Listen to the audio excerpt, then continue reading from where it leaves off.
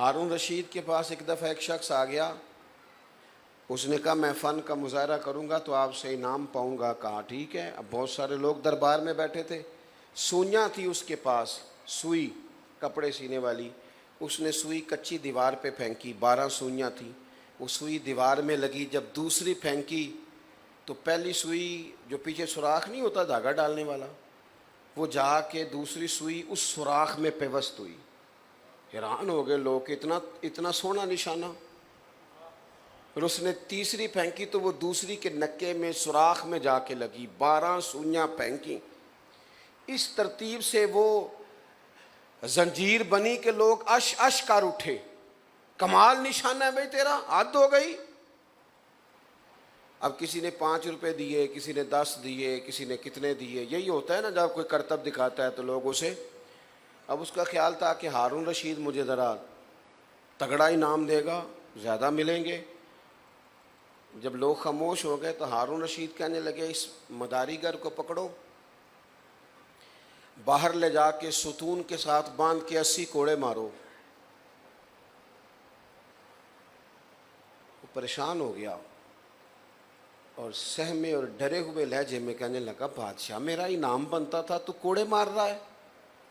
بادشاہ کہنے لگا تیرے کوڑے ہی بنتے ہیں، اور خدا کے بندے رب نے تجھے اتنی بڑی صلاحیت دی ہے اور تو مداری بن گیا ہے، اتنی قیمتی تجھے صلاحیت دی ہے، تو کرتب دکھا رہا ہے۔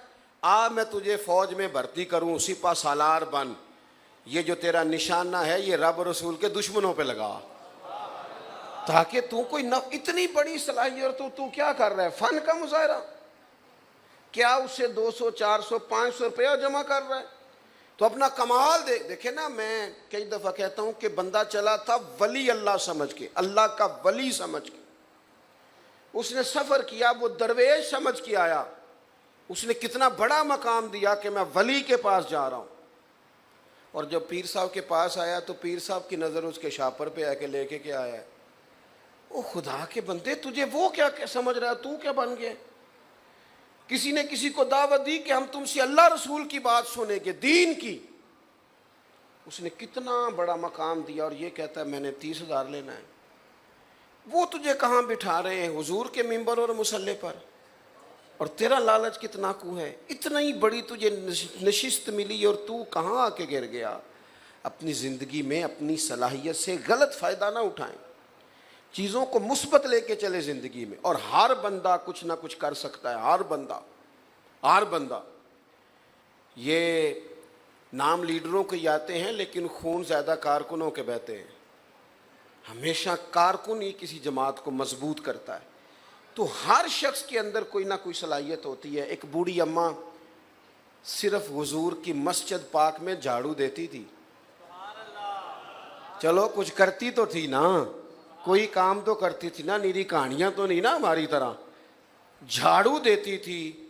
قربان جائیں، وہ انتقال کر گئی تو مدینے والے اس کی قبر پہ بھی تشریف لے آئے اور فرمایا صفیں بناؤ میں قبر پہ دوبارہ جنازہ پڑھاؤں گا۔ چلو کوئی کام تو کرتی تھی نا، ہم تو کچھ کرتے ہی نہیں، سوائے تبصروں کے، تجزیوں کے، رائے دینے کے کچھ آتا نہیں۔ تو زندگی میں کچھ مرتب کام کریں، ایک تو اپنے آپ کو کبھی بھی بیکار نہ سمجھیں، اور دوسرا ٹائم ضائع نہ کریں، تیسرا اپنی صلاحیت کو پہچانیں، اور چوتھی بات یہ عرض کی ہے کہ جب صلاحیت اللہ کوئی دے تو پھر اس کا کبھی بھی غلط استعمال نہ کریں۔